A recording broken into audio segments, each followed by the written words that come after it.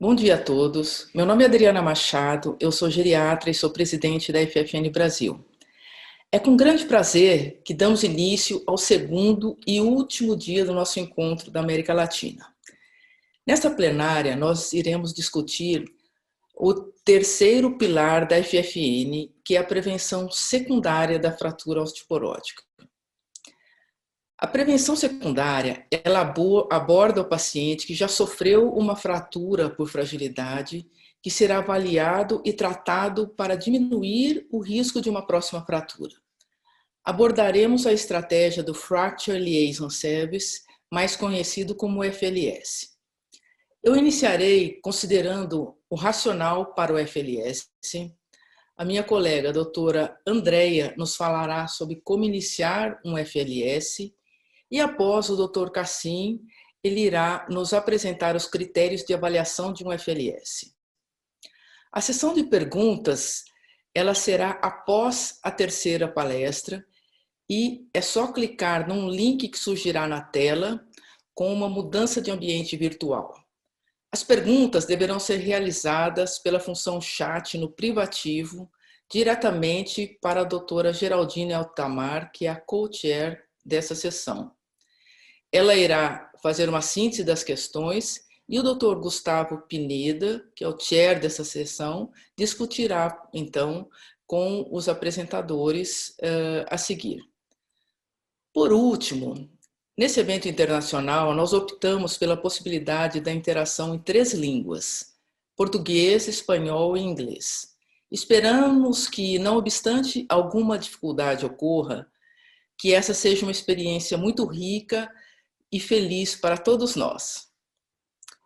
Eu irei agora, então, compartilhar para prosseguir, então.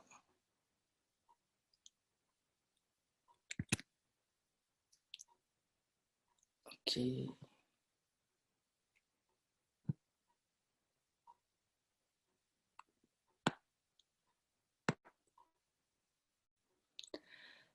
Como consequência do rápido envelhecimento da população global, haverá um aumento dramático no número de pessoas que vivem com doenças crônicas relacionadas à idade.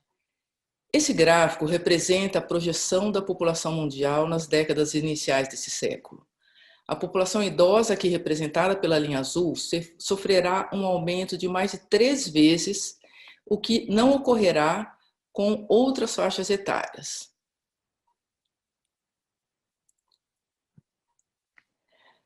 Esse envelhecimento está ocorrendo de forma mais acentuada desde 2015, em especial na América Latina e na Ásia, que aqui são representados pelas linhas amarela e verde, onde observamos uma maior inclinação das curvas ao redor de 2015, quando comparadas com outras regiões do globo. E nesse contexto, a osteoporose e as fraturas por fragilidade, em especial a fratura de fêmur, vem sofrendo um aumento expressivo entre os idosos. As regiões da América Latina e da Ásia serão as mais afetadas, com projeções de aumento da ordem de 700% entre 1990 e 2050 na América Latina. Portanto, estratégias preventivas são fundamentais. E, compreendendo a dimensão do problema, nós podemos propor estratégias para mitigar o ônus da fratura por fragilidade no mundo, considerando a demanda e os recursos de cada local. Além do envelhecimento populacional e do aumento da incidência de fraturas por fragilidade, é importante resgatarmos pontos-chave para melhor compreensão da necessidade do FLS. É bem descrito que após a primeira fratura, também chamada de fratura índex ou fratura sentinela, o risco de uma nova fratura aumenta em várias vezes. Portanto, aqui se estabelece um ciclo da fratura. Fratura leva a fratura. Temos um outro item importante, que é a alta morbimortalidade associada às fraturas por fragilidade, em especial a fratura do fêmur, onde a mortalidade no primeiro ano após a fratura pode exceder os 30%. Temos ainda que essa é uma doença extremamente dispendiosa para o sistema de saúde, onde o gasto anual com fraturas de fêmur é maior que a soma de gastos com infarto, AVC e neoplasia de mama.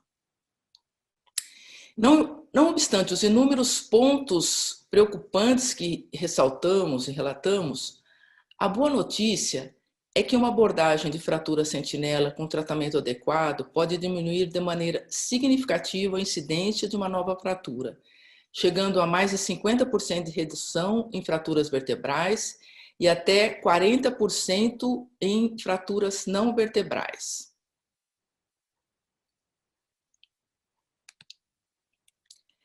No cenário atual, o sistema de saúde não irá absorver essa demanda, a não ser que façamos algo.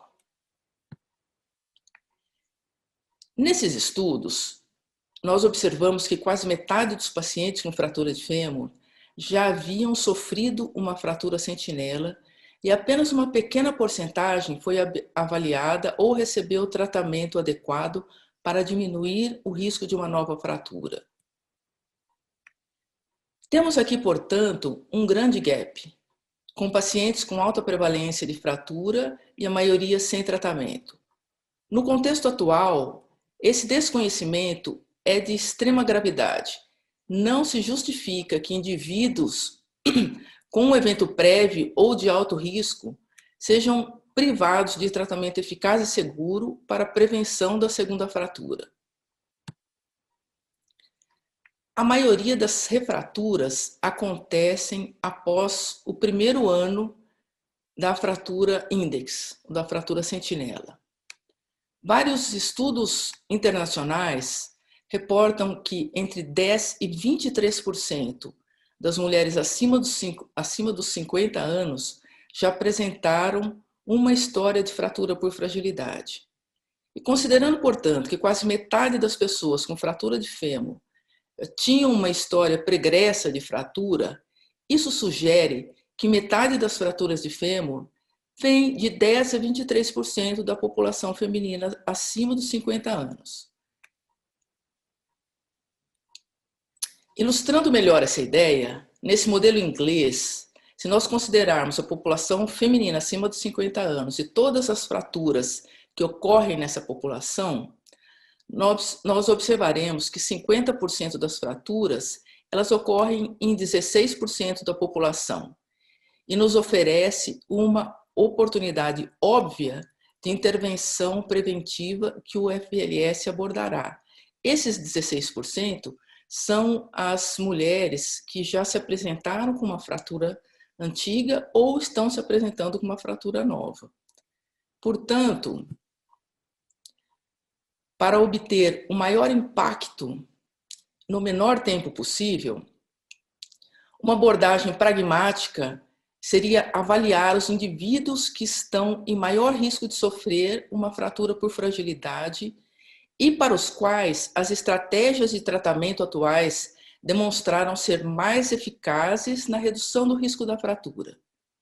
Nesse sentido, os indivíduos que já sofreram uma fratura por fragilidade são a população mais óbvia a ser tratada primeiro, que é a prevenção secundária. Além do que, a maioria desses pacientes são facilmente identificáveis numa parcela bem menor da população. Toda fratura por fragilidade é uma oportunidade ímpar de prevenção. Considerando, portanto, o gap aqui existente, surgiram inúmeros guidelines e revisões sistemáticas recomendando o uso do FLS como forma efetiva de prevenção secundária. O FLS consiste em uma estratégia sistematizada para a captura automática de pacientes com fratura por fragilidade, sendo adaptado, então, à realidade de cada serviço, considerando a demanda e recurso disponível. Ele é baseado em um coordenador que integra a equipe multidisciplinar e que assegura que os pacientes com fratura por fragilidade sejam captados de maneira sistematizada, provenientes geralmente dos ambulatórios, da radiologia, enfermaria da ortopedia, departamento de emergência, e recebam avaliação de osteoporose e risco de quedas, prescrição de tratamento, sempre que indicado, e informações relevantes sobre nutrição, prevenção de quedas e exercícios físicos. E o compartilhamento dessas informações com o sistema primário de saúde, ele é fundamental. Em 2013, Ganda e colaboradores publicaram essa classificação para modelos de FLS, onde o serviço é classificado de acordo com o tipo e a intensidade da assistência provisionada.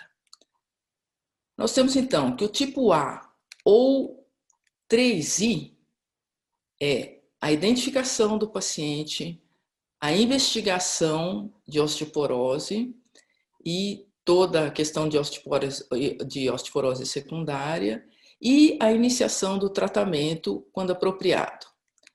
O tipo B, também conhecido como 2Is, ele vai fazer então a identificação do paciente, a investigação, mas ele deixa o início do tratamento para o sistema primário de saúde.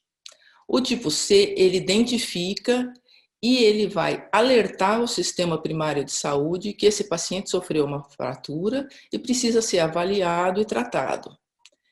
E o tipo C, 0I, ele apenas vai educar o paciente que sofreu uma fratura. E o sistema primário nem será acionado.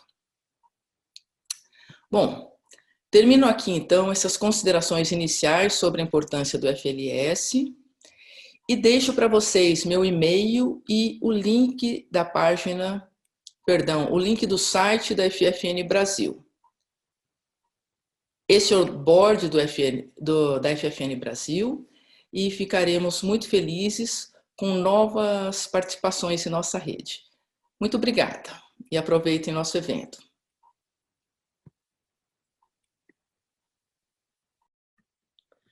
Olá, muito boa tarde a todos. É com um enorme prazer que eu estou aqui convosco hoje a fazer esta sessão de como iniciar serviços de prevenção secundária de fraturas de fragilidade. O meu nome é Andreia Marques, falo-vos desde Portugal, mais propriamente da cidade de Coimbra, e estão todos convidados a participarem na nossa discussão a seguir e sintam-se à vontade para, se quiserem, visitar o nosso serviço de fraturas de fragilidade aqui em Coimbra. Esta palestra irá abordar 3 tópicos centrais: como é que nós podemos encontrar a nossa equipa e influenciar os decisores políticos, como é que podemos decidir qual a melhor estrutura e o melhor seguimento dos nossos doentes com fratura e qual as diferentes intervenções, os diferentes papéis dos profissionais de saúde nos serviços de fraturas de ligação. Para começar, e se queremos implementar um bom serviço de prevenção de fraturas, temos que começar por identificar o líder. O líder terá que ser uma pessoa que consegue estabelecer um plano a longo prazo e estabelecer objetivos concretos. Tem que ser uma pessoa que irá ter uma responsabilidade de seguir os doentes ao longo do tempo, de ver doentes. Tem que ser uma pessoa que guie toda a equipa, que comunique com a equipa e que lidere a equipa. E tem que ser uma pessoa que consiga resolver e ultrapassar os problemas e os desafios que surjam no decorrer da implementação de um serviço deste género. Como é óbvio, tem que ter diferentes características, tem que ter conhecimento clínico sobre fraturas de fragilidade, tem que ter conhecimento em termos de gestão de serviços, tem que ter capacidade de negociação, não é? Com os decisores do hospital e tem que ter tempo para assumir esta posição de líder de um serviço de fraturas de fragilidade.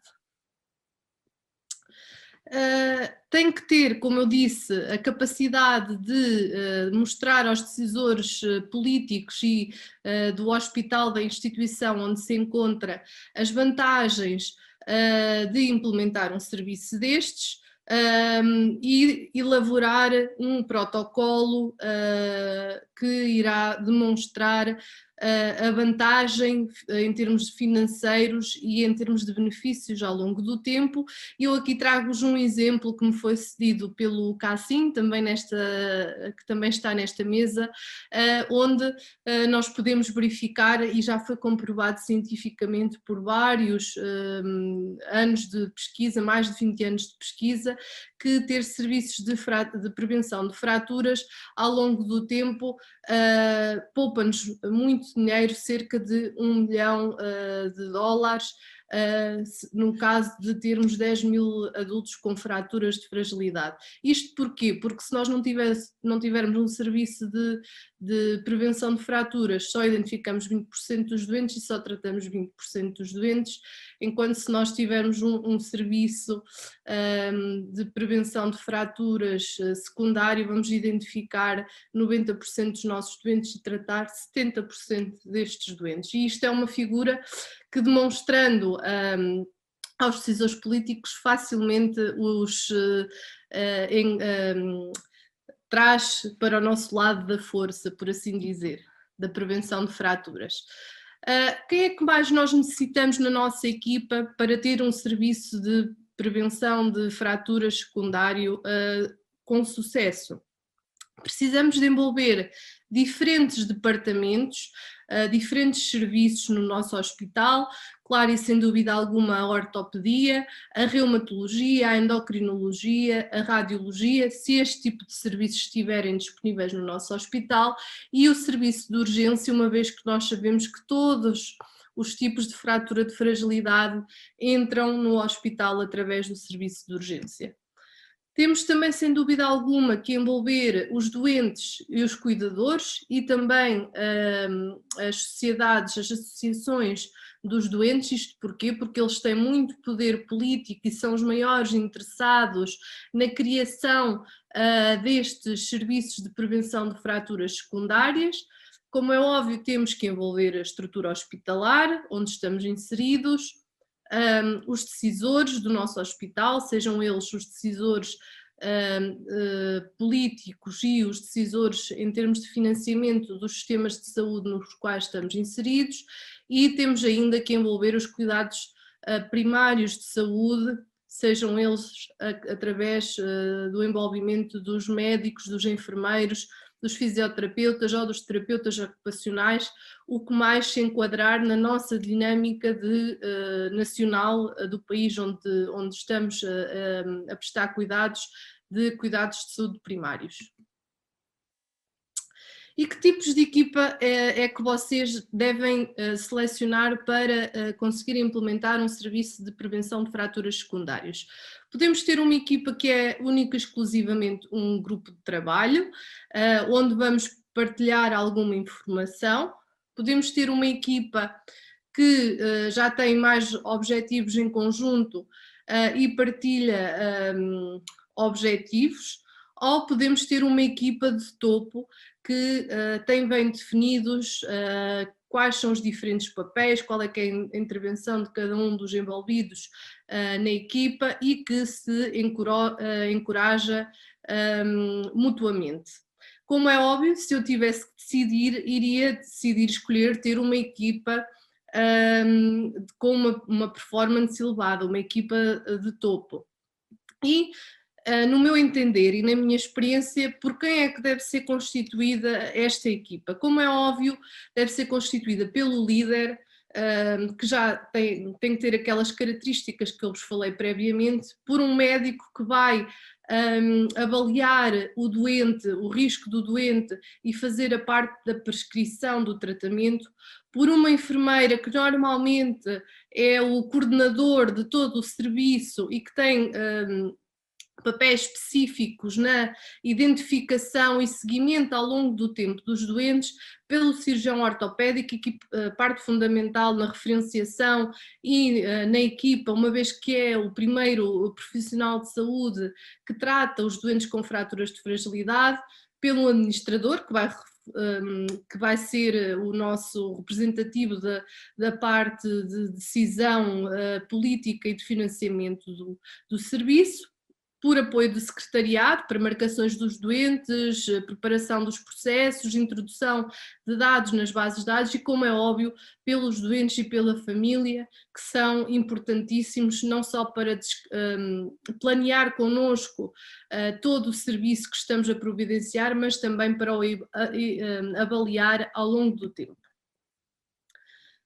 Qual é que é o papel dos profissionais de saúde neste tipo de serviços? Eu estou-vos a mostrar um serviço e que é também o que tem sido comprovado cientificamente com maior sucesso ao longo do tempo, que é um serviço que tem então um coordenador dedicado, que normalmente é um enfermeiro, mas tendo por base os serviços, os locais, os países onde vocês estão a prestar cuidados, pode ser outro profissional de saúde dedicado a identificar e a educar os doentes e a seguir os doentes ao longo do tempo. Para além dessa função, este coordenador tem ainda que estabelecer ligação com os doentes, com os cuidados de saúde primários, com a equipa da ortopedia e ainda com a equipa, caso esta parte do tratamento não esteja sediada no serviço de prevenção secundária, com a parte da equipa que assegura o correto avaliação e tratamento da parte da osteoporose e do risco de quedas. Temos então o coordenador que está no centro de todo o planeamento dos cuidados, sejam eles de doentes que vêm de internamentos, como é o caso dos doentes com fratura da anca, ou sejam eles os doentes que vêm referenciados para a consulta externa, ou seja, ao seguimento sem ser a partir do internamento. Ou seja, por exemplo, os doentes que têm uma fratura do antebraço ou uma fratura do húmero, que são vistos avaliados e tratados para o acontecimento da fratura nos serviços de urgência, mas que depois têm que ser referenciados para este tipo de serviço. E este coordenador vai coordenar exatamente e garantir que o doente tem não só investigação dos fatores de risco e, quando necessário, realização dos testes diagnósticos, sejam eles análises ou a densitometria, para os diferentes tipos de doentes, e também coordena que o doente tenha uma intervenção específica, seja ela em termos de tratamento farmacológico ou tratamento não farmacológico, e que o doente é assegurada a educação ao longo do tempo. Para além disso, garante que existe uma interação e uma partilha de informação entre os cuidados de saúde primários e, quando necessário, outro tipo de especialidades. Por exemplo, estou-me a lembrar num caso de um doente que tem uma causa para a osteoporose secundária, deve ser referenciado para um endocrinologista ou para outro médico especialista que se ache adequado de acordo com a causa da osteoporose secundária. Sempre que estamos a tentar implementar um serviço de prevenção secundária de fraturas, devemos de fazer um piloto, e este piloto basicamente deve identificar diferentes propósitos. Primeiro, a quem é que nós vamos providenciar os nossos cuidados? É só doentes com fratura da anca? É só doentes com fratura do antebraço? São doentes só que estiveram internados? São doentes que são referenciados a partir do serviço de urgência? Como é que nós vamos identificar esses doentes? É pelo sistema informático? É porque temos um enfermeiro nos serviços de ortopedia a identificar? Isto tem que ser bem definido. Depois também temos que definir quem é que vai avaliar o doente e quando e como, e o Cassim vai-nos falar sobre isto na apresentação seguinte, pelo que eu não me vou demorar muito tempo nesta parte. Depois, quem é que vai fazer os exames complementares de diagnóstico.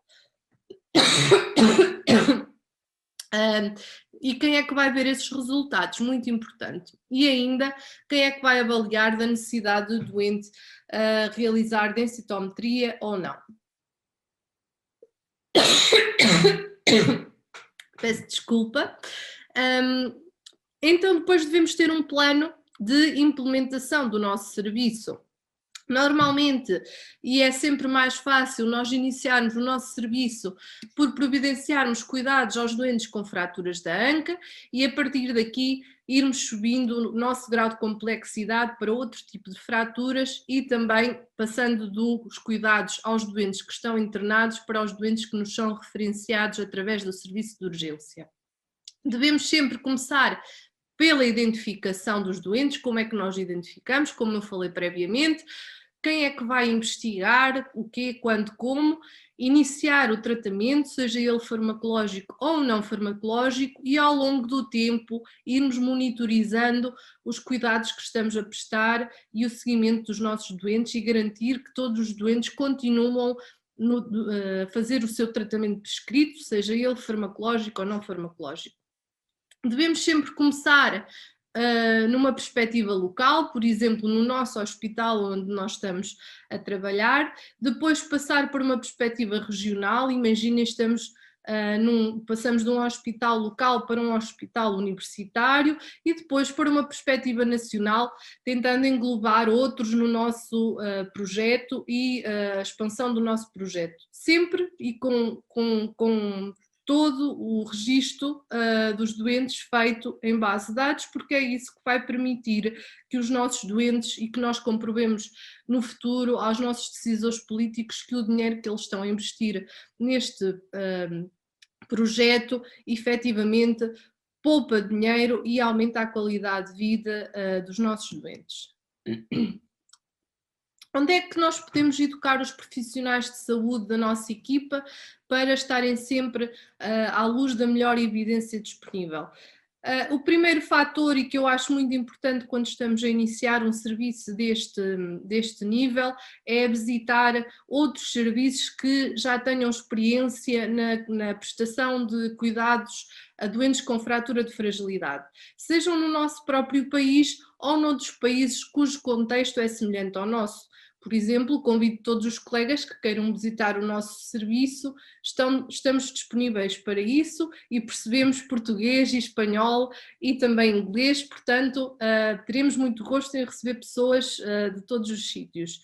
Outra estratégia é irmos aos websites das diferentes associações nacionais e internacionais, e eu trago-vos aqui alguns exemplos e saliento o website da Royal Osteoporosis Society, que tem muita informação, não só para os profissionais de saúde, mas também para os doentes. E depois temos vários livros, e saliento-vos estes 2 livros, que foram produzidos com o apoio da Fragility Fractures Network, este dedicado a enfermeiros, com todo o cuidado desde que o doente tem a fratura até à reabilitação, e o livro muito recentemente publicado sobre os cuidados ortogeriátricos ao doente com fratura de fragilidade, publicado há cerca de 2 meses, sendo que ambos os livros estão gratuitos e disponíveis na internet, no site da Springer, basta colocarem o nome e aparecem blogs e são de download gratuito. Tem ainda o site da Capture the Fracture, com muita informação, como implementar e quais os diferentes papéis que os profissionais de saúde têm nos serviços de prevenção de fraturas secundárias. Para sumariar, o que é que eu acho importante quando nós estamos a tentar implementar um serviço e manter esse serviço ao longo do tempo? Primeiro, haver uma grande partilha com os outros dos nossos sucessos e dificuldades, para que se aprenda com isso no futuro. Envolvermos-nos com os outros para saber as suas experiências, o que é que eles fizeram bem, o que é que nós podemos aprender com eles. aprender com os nossos erros, e isso só conseguiremos fazer se tivermos uma base de dados e se tivermos todo o nosso processo documentado do início ao fim, incluindo desde que começamos a negociar com os decisores políticos, melhorar o nosso sucesso sempre, não é? Mesmo os serviços que têm muito sucesso têm sempre coisas a melhorar, e aumentar o conhecimento da população para este assunto. Muito obrigado pelo vosso tempo, estarei disponível para as perguntas na nossa discussão que vamos iniciar de seguida. Hello, my name's Kasim Javed and I'm an academic rheumatologist from the University of Oxford, and I'm delighted to share with you key performance indicators for effective secondary fracture prevention. Here are my disclosures. Key performance indicators, or KPIs, mean different things to different people. Hopefully by the end of this presentation you'll be able to understand why, how and what the next steps are for using KPIs in the secondary fracture prevention setting.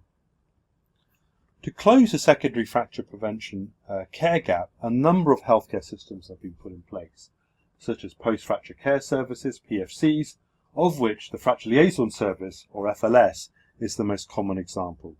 These were championed by Dr. Gallagher and Dr. McClellan from Glasgow in the late 90s. The key steps for an FLS are to identify patients, investigate them, recommend and initiate treatment, and ensure monitoring to improve adherence so that enough drug is on board to reduce the risk of refracture, leading to fewer secondary care and care home admissions and subsequent care home and healthcare savings. It's now become increasingly recognised that for services to be truly effective, a fifth element of quality improvement needs to be added, as described by the Royal Osteoporosis Society clinical standards for fracture liaison services. And these quality improvement metrics are focused on making sure services are more effective, efficient and deliver better patient experience. And this is important because FLSs are often funded on the agreement that they will reduce a person's risk of refracture, with benefits not only for the patient and their family, but also the healthcare system in general. So it's really important to know if the FLS is delivering on its expectations. We now know that not every FLS is automatically effective, and more importantly, not every FLS is optimally effective and efficient. So how would you know if your proposed or current FLS is optimally effective and efficient? Well, the first step is to do this at the organisational level, and this can be done with the International Osteoporosis Foundation Best Practice Framework, which has been translated in many languages and operationalised into a questionnaire. This framework has 13 standards, and for each 13 criteria, and for each criteria standards of bronze, silver and gold.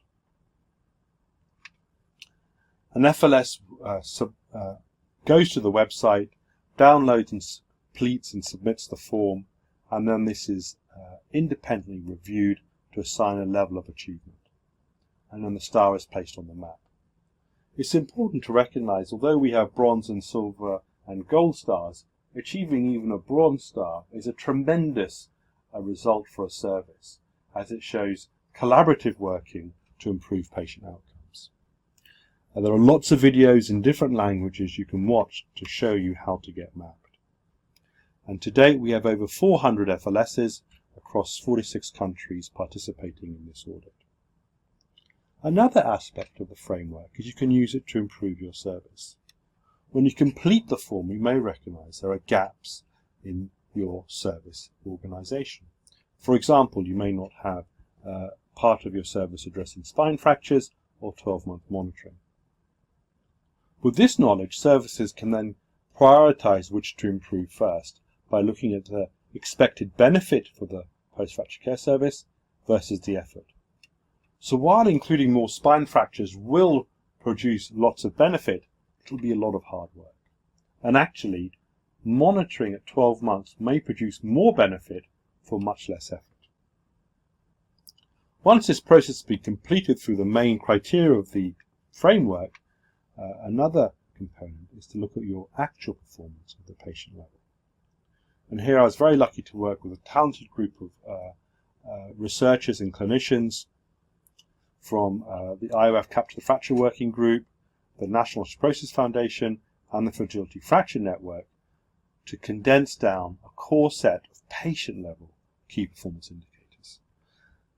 These aim to show the current performance of key FLS, step delivery, prioritize what to improve, and then understand how to improve. Now, indicators have to be meaningful and measurable. And whilst reducing fractures in the whole of society and reducing refractures at the individual level are the main aim, these are very difficult to interpret because we don't know what the baseline is.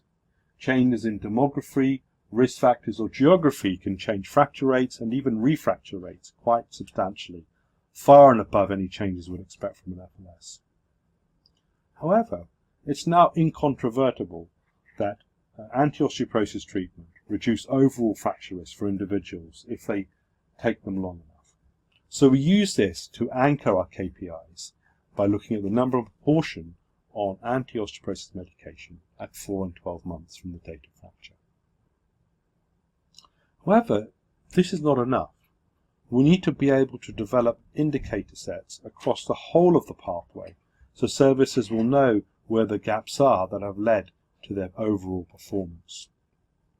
And here you can see the KPIs from identification, assessment, treatment, and then monitoring, mapping the patient pathway. And I'll go through them quickly now. So the first KPI compares the number of non-spine fractures submitted compared to the expected caseload. And if you don't know how many patients you should be seeing, an easy guide is to multiply by 5 the number of hip fracture admissions. The second step is to look at the index spine fractures submitted, and here the caseload is more tricky. And we at present recommend they should be roughly around 75% of hip fractures or clinical fractures, but maybe double that if you include radiological fractures. The next two KPI look at timing, so ensuring people are assessed in less than 12 weeks, and for those requiring DEXA, they have this performed within 12 weeks as well. As the aim is to reduce overall fracture risk, assessing falls is critical. So we've included a KPI to make sure that there is some measure of falls assessment in line with local, regional or national recommendations.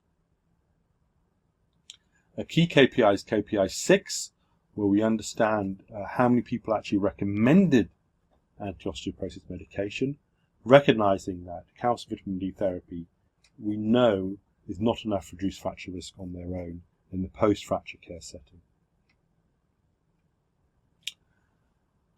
We need to make sure patients are on treatment early, so we want to ensure that within 16 weeks there's a check to make sure patients are contacted, to make sure they started strength and balance classes, as well as any anti-osteoporosis medication. And then KPI 10 is focusing on a very important outcome. How many patients are still on anti-osteoporosis medication 1 year after fracture? And this is probably the most marker of effectiveness for a service. The final KPI relates to completeness of data. We know that without good data, benchmarking is challenging, and so we've put this in as the final KPI. Professor Serge Faure and I had a very good discussion about these KPIs, which you can watch on our webinar series on the Capture the Fracture website here. Now, no indicator standard is 100%, so we've identified indicators to be less than 50%, 50 to 80%, or more than 80%. And from the modelling we've done so far, FLSs really need to be achieving over 80% if they're going to be truly effective. So when you've got these KPIs together and recorded, what do you need to do next? Well, here you have a number of options. If enough services have aggregate data with similar formats, you can actually compare services on the national level.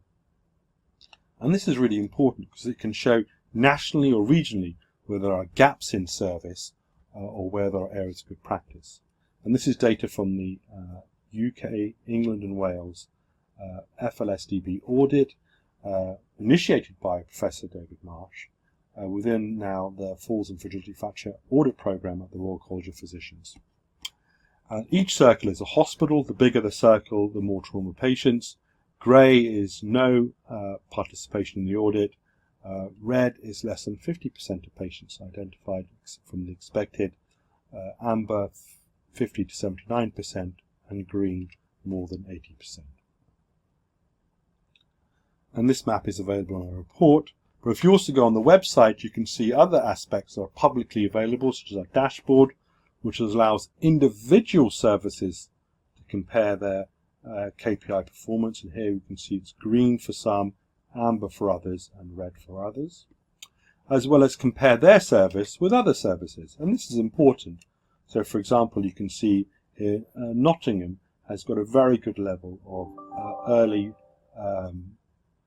monitoring and could be used as a site of excellent performance to be consulted and shared practice.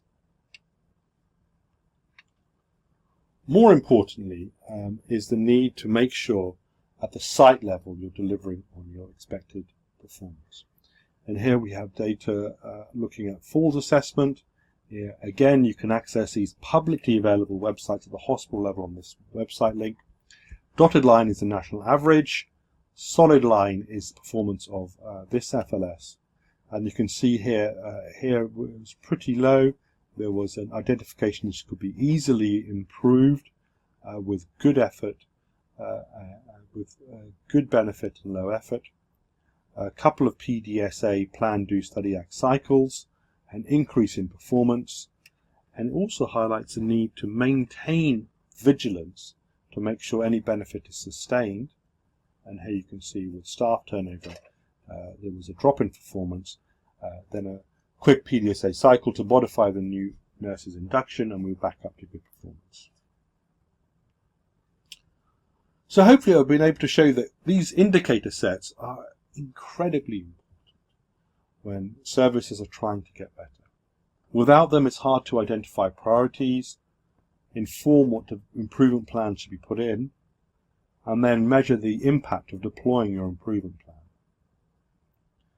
I want to spend some time just saying these indicator sets are good not only for measuring what you want to change, but also for making sure other parts of the service don't suffer when you change one aspect. So, for example, to monitor more patients, what you don't want to do is actually find you're actually finding fewer patients because all the time's being spent doing monitoring, or the time to assessment is getting longer. And we call these balancing measures. Now, I work in a small cog, an excellent team at Oxford, as well as recognising the team at the IOF. I especially want to recognise the nursing team at Oxford, without whom our FLS would, who are our FLS in Oxford. I'm just a small cog in that team, and also my research team in the reading study.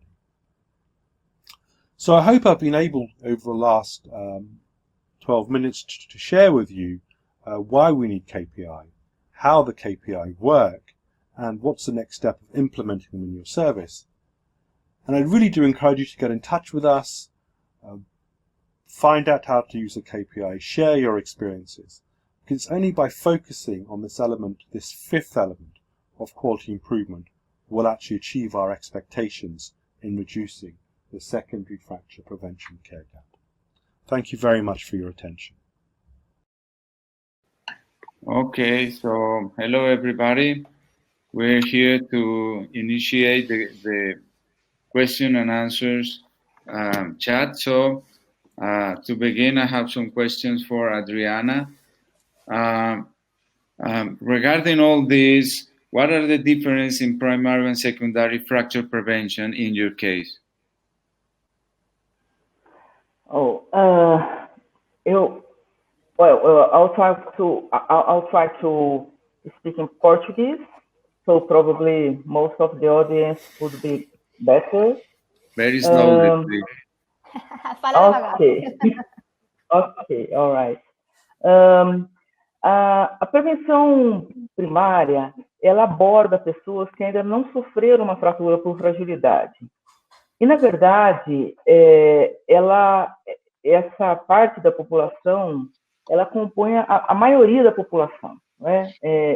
A gente sabe que por alguns estudos que provavelmente entre 80% e 85%, até 90% da população ainda não sofreu uma fratura por fragilidade. Enquanto que a prevenção secundária, ela já vai abordar uma população bem menor, né? E que já sofreu uma fratura por fragilidade. Provavelmente algo em torno entre 10% e 20%, até 23% da população. E nós sabemos da literatura que a fratura de fêmur, provavelmente, ela ocorre metade num grupo e metade no outro grupo. Portanto, nós garantimos um melhor custo-benefício quando nós conseguimos abordar, por exemplo, essa população menor que vai abrigar metade da fratura de fêmur, por exemplo. O que seria, então, a prevenção secundária. No entanto, a situação ideal é que a prevenção, as duas prevenções, a primária e a secundária, elas aconteçam de forma paralela, mesmo que a primária, ela realmente, você precisa abordar uma população muito maior.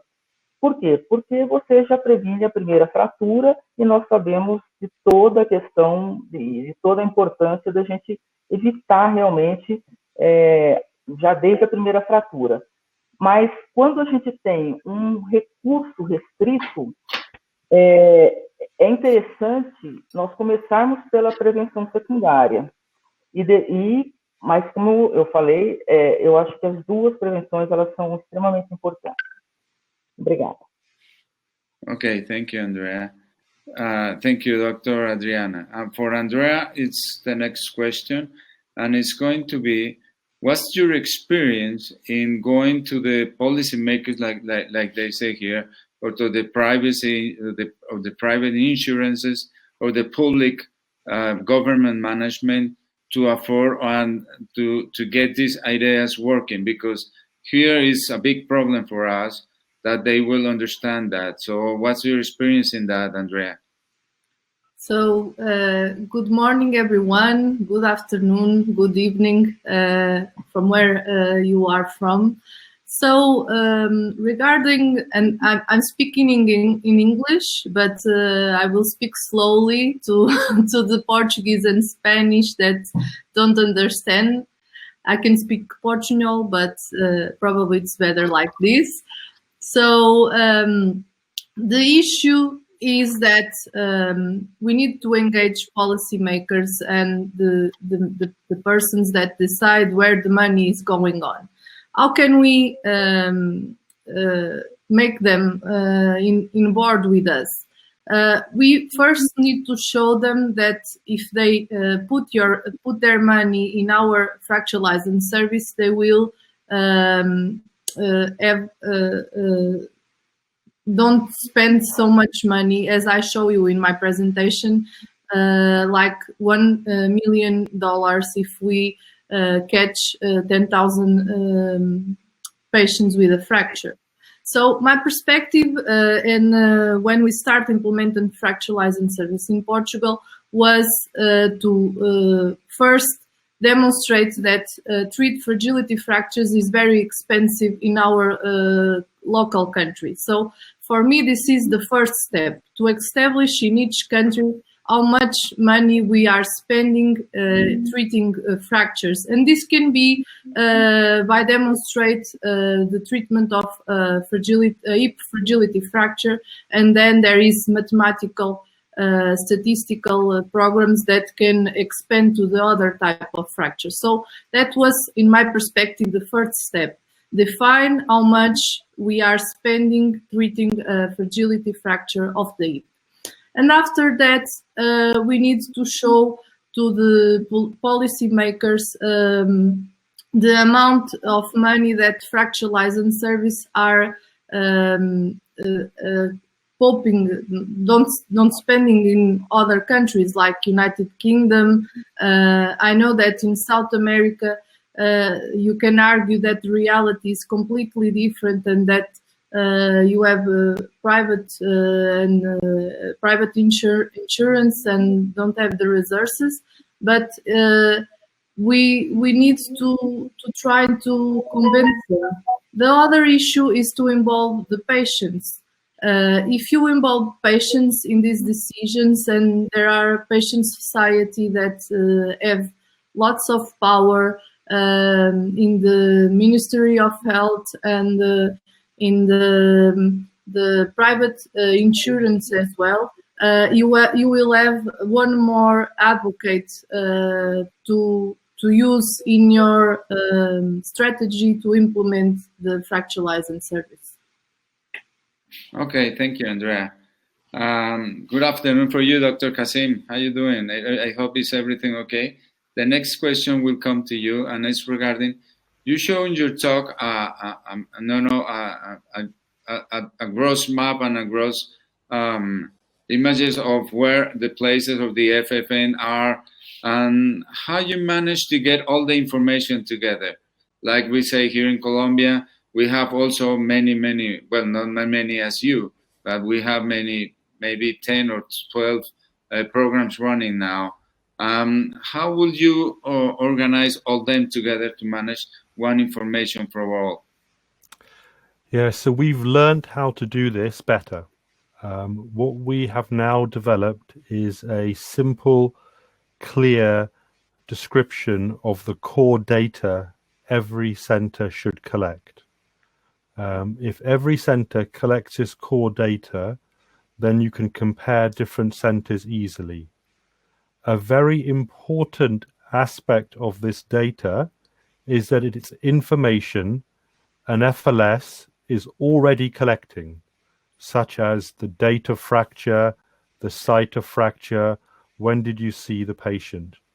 We do not think having a separate registry where you enter the data again will work for a busy center that is underfunded, has lots of patients, and will often just focus on making sure the patients are managed rather than entering separately to a registry.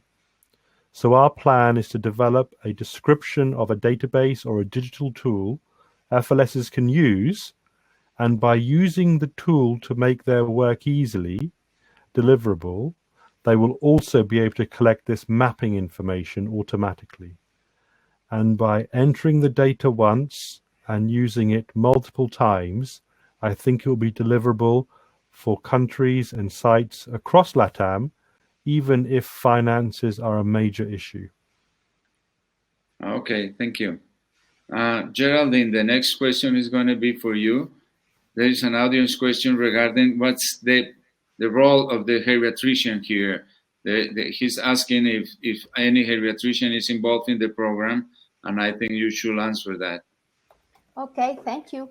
Yes, I think we have to work in co-management and leadership between orthopedics and geriatricians, because the views are complementary and complementary with the other members of the team. Maybe we can construct more for our patient or for our work. Okay, thank you. Dr. Kasim, what will be the paper of the KPI program or the issue you just talked? Is something new for the program, for the FFN program, or what's your idea for this? The idea for the KPI paper was a joint idea between IOF, FFN, and the National Osteoporosis Foundation in the States. And the idea was to make sure when an FLS is working very hard, they can show this in a way that allows them to improve, but also help other FLSs getting started and becoming effective. I think that's very important, because one way FLSs will succeed is if the network can see how everyone is working and then identify areas for improvement, but also for sharing best practice. And by having the KPI framework, we can deliver this.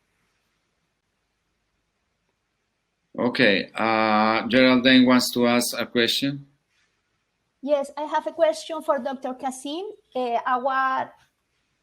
We are in COVID pandemic, and we have to move our practice to telemedicine. And we know about some strategies how One Health Teleeco in United States. I think how we can implement telemedicine on our FLS, or how we move on our need to change our practice now because of pandemic. That is a very important question, and that is why we have the KPIs. Whatever way we deliver secondary fracture prevention in the FLS, pre or post-COVID, we have to deliver on the performance indicators, so we can measure how the changes affect our service. And the model that we have developed is a series of mentors within each country, and the mentors will provide the sort of clinical support. This may be through FFN Brazil or the Capture the Fracture Brazil mentors. We have mentors in Mexico. The key, Geraldine, is having a community of practice. So maybe a senior clinician or a senior FLS practitioner who has the skills and the times to support a growing network of FLSs. Having the Teleeco is a great example on the national level, but often these issues are local. Availability of drug, blood tests, reimbursement of drugs, and DEXA scanning. And at that local level, you often need a regional solution. So I very much favor your approach. Embed a regional structure of mentors who can then support a local group of FLSs to become really good. And we have FFN Brazil. We also have the CTF Mexico program with Bernardo, Luis, Andreas, and Karina. And we have a wealth of structures that can support an FLS. Get in touch with us and we will give you whatever you need. Delivering FLS in COVID is achievable and it is effective. You just need to have help and support from people who've already done it. Thank you. Okay, thank you. And I think because of the time, this is the last question for Dr. Adriana. What would you think for Latin America will be the strategy to put all the information together for Latin America or South America? Oh, thank you, Gustavo. So, as you know, the elderly population is increasing all over the planet. However, when we look at the curve in Latin America and in Asia, we understand that this increase this will be much expressive than in the rest of the world. So this will directly reflect on chronic and, in this case, on fragility fractures increase. So we know, today we know all the difficulties of access and treatment that we already have with fragility fracture. So imagine if we do not use a strategy that can help us to reduce this impact with these projections of expressive increase in fractures. So therefore, we need to train ourselves in the entire dimension of the multi-professional team and health management. And in particular, I think that FLS offers this strategy, which is the final part of this pathway that the patient with fragility fracture takes. So I think it's a very, very important matter to structure ourselves to that. Thank you. Okay, the time came up. So thank you everybody for joining us. Dr. Kasim, you there in the afternoon, have a good afternoon, and everybody have a good day. Okay, bye-bye. Thank you. Bye. Bye-bye.